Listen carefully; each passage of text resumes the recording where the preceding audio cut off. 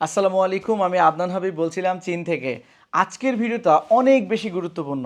যারা 2025 সালে চীনে আসবেন, অলরেডি কোনো না কোনো ইউনিভার্সিটি থেকে প্রি অ্যাডমিশন পেয়েছেন অথবা প্রি অ্যাডমিশন পাওয়ার জন্য অপেক্ষামান আছেন, এই সকল শিক্ষার্থীদের জন্য আমাদের আজকের এই ভিডিওটি। এখন ধরেন আপনি একসাথে হয়তো 2টা বা 3টা ইউনিভার্সিটিতে অ্যাপ্লাই করেছেন, একাধিক বিশ্ববিদ্যালয় থেকে হয়তো অ্যাডমিশন লেটারও পেয়ে গেছেন। ফাইনালি আপনি আসবেন কোন বিশ্ববিদ্যালয়ে বা কোন কোন বিষয়গুলোকে গুরুত্ব সহকারে বিবেচনা করে আপনার ফাইনাল বিশ্ববিদ্যালয়কে সিলেক্ট করবেন, এটা নিয়ে আমি আজকে কথা বলবো।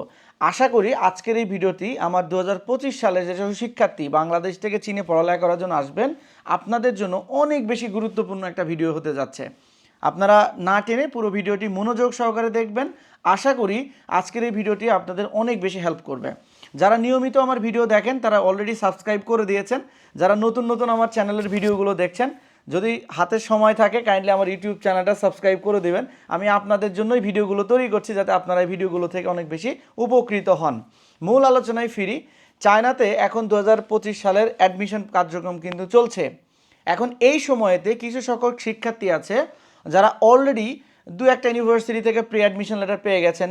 কিছু সংখ্যক শিক্ষার্থী একসাথে 3টা বা 4টে ইউনিভার্সিটিতে অ্যাপ্লিকেশন করেছেন। এন্ড অফ দ্য ডে হয়তো 2টা বা 3টে থেকে হয়তো তার অ্যাডমিশন লেটার আসবে, কিন্তু ফাইনালি সে কোন বিশ্ববিদ্যালয়টাকে সিলেক্ট করবে এবং বিশ্ববিদ্যালয় সিলেক্ট করার ক্ষেত্রে কোন কোন গুরুত্বপূর্ণ বিষয়গুলোকে বিবেচনায় এনে সে ইউনিভার্সিটিটা সিলেক্ট করবে, এইটা হচ্ছে সবচেয়ে গুরুত্বপূর্ণ পার্ট। ঠিক আছে? সো আমি কয়েকটা গুরুত্বপূর্ণ বিষয় আপনাদেরকে পরামর্শ দিব, যেই জিনিসগুলোকে আপনারা মাথায় রেখে বিশ্ববিদ্যালয়টার ফাইনাল সিলেকশনে আপনি যাবেন। নাম্বার 1 হচ্ছে স্কলারশিপের কন্ডিশন। চায়নাতে আপনারা কিন্তু জানেন অনেক ইউনিভার্সিটি আছে। এক একটা কোনোটা টপ র্যাঙ্কিং ইউনিভার্সিটি, কোনোটা মিডিয়াম র্যাঙ্কিংয়ের ইউনিভার্সিটি, কোনোটা আবার লো র্যাঙ্কিংয়ের ইউনিভার্সিটি। আবার এক একটার কিন্তু লোকেশন এক এক জায়গায়। আবার এক এক বিশ্ববিদ্যালয়ের স্কলারশিপের কন্ডিশনে কিন্তু এক এক রকম। কোনো বিশ্ববিদ্যালয়ের সাথে কিন্তু কোনো বিশ্ববিদ্যালয়ের স্কলারশিপের কন্ডিশনের কিন্তু মিল নাই। চায়নাতে আপনাকে যে স্কলারশিপটা দেওয়া হয়, সেই স্কলারশিপটা কিন্তু একবারে 4 বছরেরই স্কলারশিপ, কিন্তু আপনাকে একবারে 4 বছরের জন্য দিবে না। এটা বছরের প্রতি বছর বছর এটা কিন্তু রিনিউ হবে। ধরেন আপনাকে একটা স্কলারশিপ দেওয়া হলো, টিউশন আর হোস্টেলটা ফ্রি। তার মানে আপনি যদি ধরে নেন এই স্কলারশিপ আমার 4 বছরই থাকবে, ফেল করে লেখাপড়া নাই করে আমার 4 বছরই স্কলারশিপ থাকবে, ব্যাপারটা কিন্তু এরকম না। টিউশন আর হোস্টেলটা ধরেন আপনি ফ্রি স্কলারশিপ পেয়েছেন, সেটা 4 বছরের জন্য স্কলারশিপ, কিন্তু ওই স্কলারশিপটা 4 বছর পর্যন্ত পাওয়ার জন্য প্রতি বছর আপনাকে এটা নির্দিষ্ট কন্ডিশন পূরণ করতে হবে। আপনি যদি সেই নির্দিষ্ট কন্ডিশন যদি ফিল আপ করতে পারেন, তাহলে আপনি 4 বছর পর্যন্ত সেম স্কলারশিপটা এনজয় করতে পারবেন। এখন আপনি যদি মনে করেন যে ওই একটা স্কলারশিপই সব ইউনিভার্সিটিতে সেম, তা কিন্তু না। এক এক বিশ্ববিদ্যালয়ের স্কলারশিপ কিন্তু এক এক রকম। এখন কথা হচ্ছে, ধরেন আপনার হাতে 3টা ইউনিভার্সিটি আপনি সিলেক্ট করেছেন, 3টা ইউনিভার্সিটিতে আপনি চান্স পেয়েছেন। এখন আপনি কোনটা সিলেক্ট করবেন কন্ডিশনের দিক দিয়ে? আমি এই জায়গায় বলবো, দেখেন, আপনি চীনে পড়ালেখা করতে আসছেন, আপনার ডেফিনেটলি আপনার পরিবারের কিন্তু একটা বাজেট আছে যে এরকম বাজেট আপনাকে দিতে পারবে, এর বেশি বাজেট দিতে পারবে না। আপনি আগে বাজেট সম্পর্কে সচেতন থাকবেন। একটা খাতায় আপনি বাজেটটা লিখেন, আমার ভিডিওটা দেখেন, পাশাপাশি একটা খাতায় আপনার বাজেটটা লিখেন যে কত টাকা আপনার বাজেট লাগবে, বাজেটটা লিখলেন। সেকেন্ডে আসেন যে আপনি যে বিশ্ববিদ্যালয়ে চান্স পেয়েছেন এই ইউনিভার্সিটিগুলোর স্কলারশিপের কন্ডিশন কি, এইটা আপনি খাতার আর এক পৃষ্ঠা আর এক সাইডে লেখেন। বাম পাশে লেখেন ইউনিভার্সিটি স্কলারশিপের কন্ডিশন, ডান পাশে লেখেন আপনার বাজেট।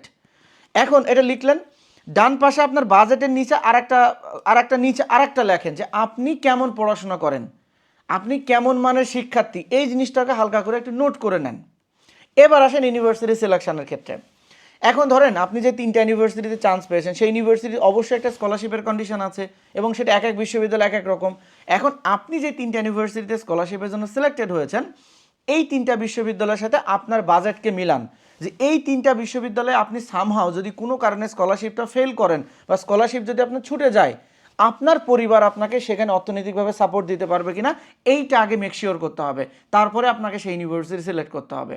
এইটা 1 নম্বর।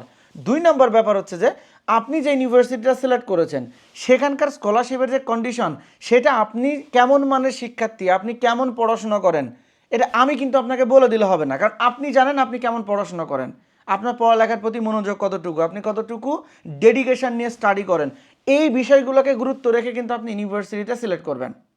আশা করি বুঝতে পেরেছি। তো এখন স্কলারশিপের কন্ডিশন এক এক বিশ্ববিদ্যালয়ে এক এক রকম। আপনার পরিবারের অর্থনৈতিক অবস্থা এবং আপনি কেমন পড়াশোনা করেন এই দুটো বিষয়টাকে গুরুত্ব দিয়ে আপনি বিশ্ববিদ্যালয় সিলেক্ট করবেন। ঠিক আছে, তাহলে আশা করি এটা আপনার জন্য বেটার। 2 নম্বর যে গুরুত্বপূর্ণ পরামর্শ আপনাদের জন্য, যেটা দেখে আপনারা বিশ্ববিদ্যালয় সিলেক্ট করবেন, সেটা হচ্ছে বিশ্ববিদ্যালয়ের একাডেমিক কোর্স প্ল্যান এবং এনভায়রনমেন্ট এবং রিসার্চ ফ্যাসিলিটিস, যেটা একাডেমিক পারপাস যেটাকে আমি বলবো আর কি। দেখেন এখানে চায়নাতে অনেক রকমের ইউনিভার্সিটি আছে। কোনো ইউনিভার্সিটি আছে যারা আপনার নিজস্ব ডিপার্টমেন্টের ক্ষেত্রে অনেক বেশি ভ্যালুয়েবল। এক এক বিশ্ববিদ্যালয় কিন্তু এক একটা ডিপার্টমেন্টের জন্য কিন্তু ফেমাস থাকে।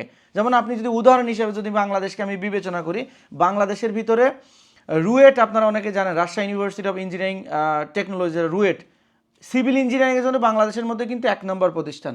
আবার ট্রিপলির জন্য কিন্তু আবার বুয়েট হচ্ছে বেস্ট। এরকম কিন্তু প্রত্যেকটা বিশ্ববিদ্যালয়ের কিছু স্পেশালিটি থাকে, কিছু ফেমাস ডিপার্টমেন্ট থাকে।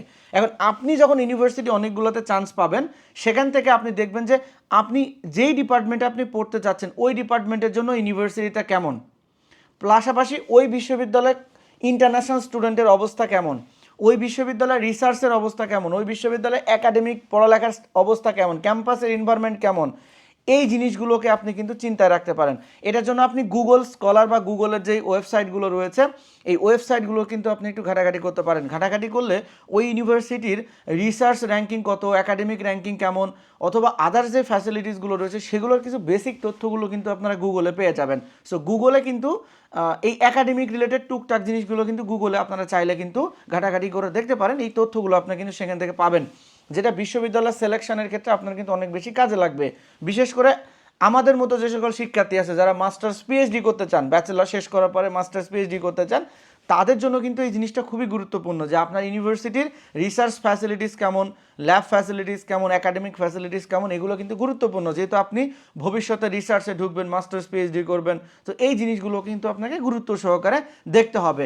এবং গুরুত্ব দিয়ে দেখার পরে যে বিশ্ববিদ্যালয়টা আপনার কাছে বেশি ভালো মনে হবে, ক্যাম্পাসের environment, academic studies, research, lab facilities, অন্যান্য এনভায়রনমেন্টাল যে বিষয়াদিগুলো রয়েছে, এগুলো নিয়ে যেটা আপনার কাছে বেটার মনে হবে আপনি সেই বিশ্ববিদ্যালয়টাকে সিলেক্ট করবেন। এইটা আপনার জন্য বেটার।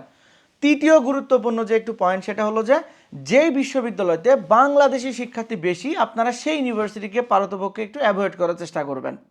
আমি কেন বলতেছি ভাই, আদনান ভাই আপনি তো নিজেও বাংলাদেশি, তাহলে বাংলাদেশি স্টুডেন্ট যেখানে বেশি সেটাকে অ্যাভয়েড করতে বলছেন কেন, বাংলাদেশের দুর্নাম করছেন কেন? আমি মোটেও ভাই দুর্নাম করছি না বা সমালোচনা করছি না। সত্যিকার অর্থে হচ্ছে আপনি নিজে বাংলাদেশি, আমি নিজে একজন বাংলাদেশি। আমরা সবাই জানি যেখানে বাংলাদেশি সংখ্যা, বাংলাদেশি স্টুডেন্টের সংখ্যা যেখানে একটু বেশি হয়ে যায়, সেখানে একটা নিয়ম শৃঙ্খলা পরিবেশ কোনো কিছুই ভালো মতো থাকে না। ভালো মতো থাকে না মানে সেই জিনিসগুলো নষ্ট করে ফেলি আমরা, কারণ আমরা বাংলাদেশিরা যেখানে একটু সংখ্যায় বেশি সেই জায়গার পরিবেশগুলোকে আমরা ভালো রাখতে পারি না। সেটা আমাদের একটা জাতিগত ত্রুটি বলতে পারেন, এটা ইনক্লুডিং মি। আমি বলতেছি না যে আমি অন্য দেশি, আমিও সে তার মধ্যেই পড়ি। সো আমি ব্যক্তিগতভাবে পরামর্শ দিব যে আপনি যে ইউনিভার্সিটিগুলোতে সিলেক্টেড হয়েছেন, যেখানে দেখবেন যে বাংলাদেশি স্টুডেন্টের সংখ্যাটা একটু তুলনামূলক কম, আপনি সেই ইউনিভার্সিটিগুলোতে যাওয়ার চেষ্টা করবেন। তাহলে একটা ভালো পরিবেশ পাবেন, ভালো এনভায়রনমেন্ট পাবেন, রুলস রেগুলেশন যেগুলো সেগুলো মোটামুটি ঠিক আছে পাবেন। এটা একটু চেষ্টা করবেন। আমি আমার ব্যক্তিগত পরামর্শ যেহেতু, সো আমি অনেক জায়গায় দেখেছি যে ইউনিভার্সিটিগুলোতে বাংলাদেশি স্টুডেন্টের সংখ্যা অনেক বেশি, ওই বিশ্ববিদ্যালয়গুলোতে মূলত একটু প্রবলেম হয়। যেমন বিভিন্ন ধরনের গ্রুপিং, এলাকা ভিত্তিক গ্রুপিং, অমুক ভাইয়ের গ্রুপিং, অমুক এজেন্সির গ্রুপিং, তারপর দেখা যাইতেছে যে অমুক ফ্রেন্ড সার্কেলের গ্রুপিং। তো এগুলো নিয়ে না মানে পড়ালেখার চেয়ে আদার্স অ্যাক্টিভিটিসগুলো বেশি হয়। এবং দেখা যাইতেছে বেশি বাঙালি হইলে ওই একটা গ্রুপ ক্লাবিং করে, একটা গ্রুপ স্টাডি করে, একটা গ্রুপ শুধু ভবঘুরের মতো ঘুরে বেড়ায়। তো অনেক কিছু ব্যাপার স্যাপার থাকে। এই জন্য আমি বলবো যে ইউনিভার্সিটিগুলোতে বাংলাদেশি স্টুডেন্টের সংখ্যা বেশি, আপনারা ওই ইউনিভার্সিটিগুলো একটা অ্যাভয়েড করবেন। যে ইউনিভার্সিটিগুলো বাংলাদেশি কম, আপনারা সেই ইউনিভার্সিটিগুলোতে আসার চেষ্টা করবেন। এটা আপনাদের জন্য বেটার আর কি। 4 নম্বর গুরুত্বপূর্ণ পরামর্শ আপনাদের জন্য, আপনি ইউনিভার্সিটির লোকেশনটা একটু গুরুত্ব সহকারে দেখবেন। ধরেন আপনি একটা ইউনিভার্সিটি সিলেক্ট করেছেন, ওই বিশ্ববিদ্যালয়টার লোকেশন কোথায়, লোকেশনটা আপনি একটু চেষ্টা করবেন যে একটু ভালো লোকেশনে, বড় বড় প্রভিন্সগুলোতে আসার চেষ্টা করবেন। আপনারা অনেকে জানেন চীনের কিন্তু প্রধান 5টা প্রভিন্স আছে, যেটাকে আধুনিক বা উন্নত 5টা প্রভিন্স বলা হয়। ওই 5টা প্রভিন্সের ভিতরে কিন্তু আপনারা আসার চেষ্টা করবেন। ঠিক আছে, ওই প্রভিন্সগুলোতে হয় কি যে ফ্যাসিলিটিস ভালো পাওয়া যায়, আধুনিক লাইফস্টাইল পাওয়া যায়, হাতের নাগালে আপনি অনেক কিছু পাবেন, বিশেষ করে আপনার নিত্যপণ্য যে জিনিসপত্রগুলো আছে সেগুলো আপনি হাতের নাগালে পাবেন, আপনি যোগাযোগ ব্যবস্থা ভালো পাবেন। মোট কথা সেই জায়গাগুলোতে আপনি একটা স্টুডেন্ট লাইফ, একটা স্টুডেন্ট লাইফ যেটা আমরা এক্সপেকটেশন নিয়ে আমরা বিদেশে আসি, সেই এক্সপেক্টেড স্টুডেন্ট লাইফটা কিন্তু আপনি পাবেন ওই বড় বড় 5টা প্রভিন্সের ভিতরে আসতে গেলে। ঠিক আছে, সো এইটা আপনারা চেষ্টা করবেন যে একটা ভালো লোকেশনের ইউনিভার্সিটিগুলোতে আসার জন্য, এটা আপনাদের জন্য অনেক বেশি গুরুত্বপূর্ণ। এখন আপনি যে ইউনিভার্সিটিগুলোতে সিলেক্টেড হয়েছেন সেখানে আপনি দেখবেন যে কোন ইউনিভার্সিটির লোকেশন কেমন, লোকেশন দেখে যেটা আপনার কাছে ভালো লাগবে সেই লোকেশনের ইউনিভার্সিটিটা আপনি সিলেক্ট করতে পারেন। 5ম নাম্বার গুরুত্বপূর্ণ ব্যাপার হচ্ছে, আপনারা অনেক শিক্ষার্থী আছেন দেখেন যে দেখা যাচ্ছে দেশের বাইরে আসেন, দেশের বাইরে খাবার খাইতে পারেন না, একটু মুশকিল হয় অনেকের ক্ষেত্রে। তো সেক্ষেত্রে অনেক হোস্টেল, অনেক ইউনিভার্সিটি চায়নাতে কিন্তু আছে যেগুলোতে কিন্তু হোস্টেলে রান্না করার ব্যবস্থা নাই। অনেক ইউনিভার্সিটি আছে ক্যান্টিনে খাওয়া দাওয়া করতে হয়। এখন যাদের ধরেন মানে বাজেট কম, ধরেন আপনি 3টা ইউনিভার্সিটি সিলেক্ট করেছেন, ওই 3টা ইউনিভার্সিটির ভিতরে একটাতে হচ্ছে রান্না করে খাওয়ার ব্যবস্থা নাই, মানে কিচেন নাই, আর 2টাতে কিচেন আছে। এখন ধরেন যেখানে কিচেন নাই তো সেখানে ক্যান্টিনে খাওয়া দাওয়া করতে হয়, যদিও ওখানে মুসলিম ক্যান্টিন আছে, ক্যান্টিনের ভিতরে মুসলমান শিক্ষার্থীদের জন্য আলাদা সেকশন করা আছে, সেখানে হালাল খাবার পাওয়া যায় এবং খাবারগুলো খুবই ভালো। আমি নিজেও বাসায় বেশিরভাগ সময় রান্না বান্না করে খাওয়ার সময় হয় না, ক্যান্টিনে খাওয়া দাওয়া করতে হয়। সো মুসলমান শিক্ষার্থীদের জন্য কিন্তু ক্যান্টিনে খাবার দাবারের ব্যবস্থা থাকে, এটাকে একটু গুরুত্ব সহকারে বিবেচনা করবেন। তো যারা ক্যান্টিনে খাওয়া দাওয়া করবেন সেখানে কিন্তু একটু খরচ বেশি হবে, নিজে রান্না করে খেলে একরকম আর ক্যান্টিনে খাওয়া দাওয়া করলে কিন্তু খরচ একরকম। তো এটাকে একটু গুরুত্ব সহকারে বিবেচনা করবেন। এখন ধরেন আপনি 3টা ইউনিভার্সিটিতে চান্স পেয়েছেন, ওইখানে যে ইউনিভার্সিটিতে ক্যান্টিনে খাওয়া দাওয়া করতে হবে তো সেখানে একটু বাজেট বেশি লাগবে। তো ইউনিভার্সিটি সিলেক্ট করার ক্ষেত্রে আপনি ওটাকে গুরুত্ব দিবেন যে আমার সেই বাজেটটা আছে কিনা। অ্যাজ ইউজুয়াল ধরেন যদি নিজে রান্না বান্না করে খেলে 8 থেকে 10,000 টাকা যদি লাগে, তাহলে ক্যান্টিনে খাওয়া দাওয়া করলে হয়তো 10 থেকে 12,000 বা 13,000 টাকা, মানে 2-3,000 বা 4-5,000 টাকা হয়তো মাসে একটু বেশি কম বেশি হইতে পারে খরচ আর কি ক্যান্টিনে খাওয়া দাওয়া করলে। এটা কিন্তু একটু মাথায় রেখে ইউনিভার্সিটি সিলেক্ট করবেন।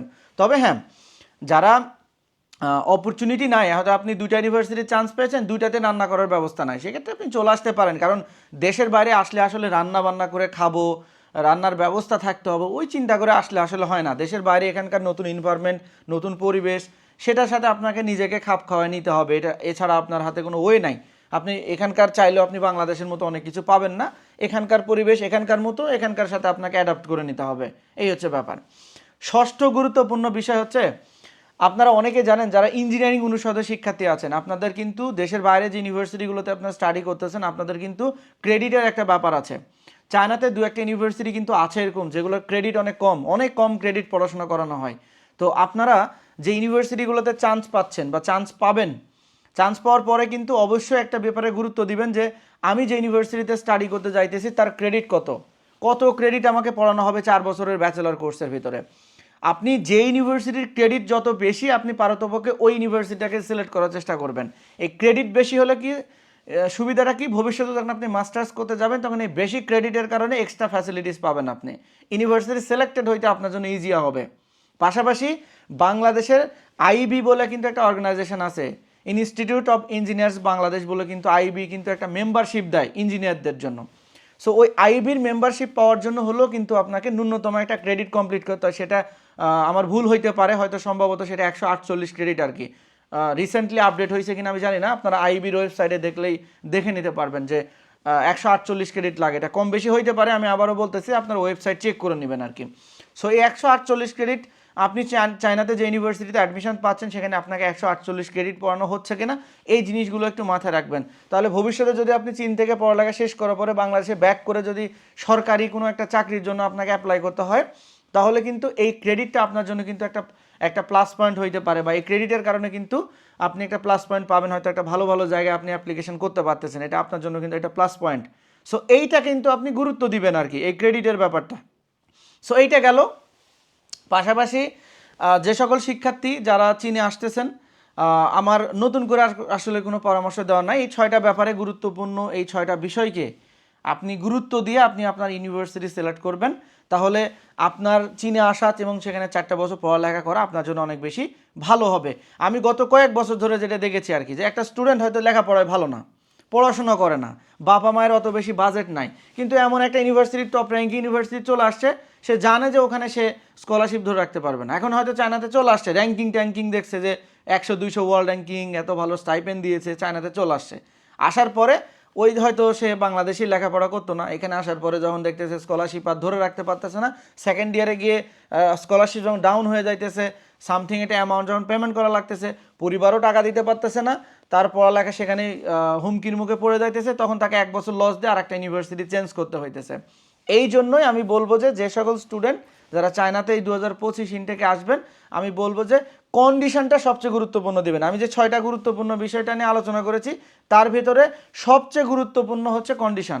আপনি কেমন পড়াশোনা করবেন, আপনার বাজেট কত, এই বিষয়টার উপরে গুরুত্ব রেখে আপনি বিশ্ববিদ্যালয় সিলেক্ট করবেন। ঠিক আছে? অমুক বন্ধু অমুক টপ র্যাঙ্কিংয়ে যাইতেছে মানে আপনাকেও যাইতে হবে এমনটা না। আপনার বন্ধু বয়সী পড়াশোনা করে, তার পরিবারের বাজেট আছে, সে যাইতেছে, কিন্তু আপনার অ্যাবিলিটি, আপনার পড়ালেখা সেই অনুযায়ী আপনি সিলেক্ট করবেন। কারোর সাথে মিলাইতে যাবেন না, আপনি যেমন আপনি সেই অনুযায়ী সিলেক্ট করেন। কারোর সাথে যখন মিলাইতে যাবেন তখন দেখা যাইতেছে এখানে আসার পরে কিন্তু ওই তার মতো কিন্তু আপনি হয়তো সার্ভাইভ করতে পারবেন না, আপনার জন্য ডিফিকাল্ট হবে। ঠিক আছে? এই ছিল আজকের ভিডিওতে। 2025 ইনটেকে কিন্তু এখনও চায়নাতে ইউনিভার্সিটিগুলোতে অ্যাডমিশন চলমান আছে। যারা এখনও কোথাও অ্যাডমিশন নেননি অথবা এখনও সিলেক্টেড হন নাই, যদি দ্রুত সময়ের মধ্যে কোনো একটা চাইনিজ ইউনিভার্সিটিতে স্কলারশিপ সহ অ্যাডমিশন কনফার্ম করতে চান, যদি আমাদের সহযোগিতা প্রয়োজন হয়, ডেসক্রিপশন বক্সে হোয়াটসঅ্যাপ নাম্বার দেওয়া আছে, আমাদেরকে নক দিবেন, আমরা আছি আপনাদেরকে হেল্প করার জন্য। দেখা হবে আপনাদের সাথে নতুন কোনো ভিডিওতে। সে পর্যন্ত ভালো থাকবেন, সুস্থ থাকবেন। আল্লাহ হাফেজ।